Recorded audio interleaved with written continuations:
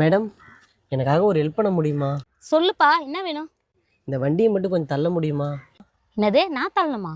இல்லை நீங்கள் நினைக்கிற மாதிரி ஃபுல்லாக இல்லை, சும்மா லைட்டாக மூவ் மட்டும் பண்ணால் போதும். கொஞ்சம் எனக்காக பண்ணுங்களா ப்ளீஸ்? சரி.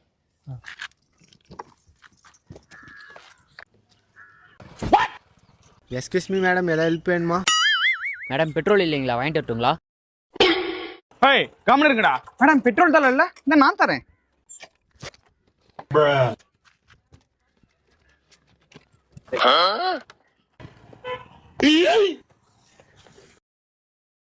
Excuse me. ரொம்ப நன்றி.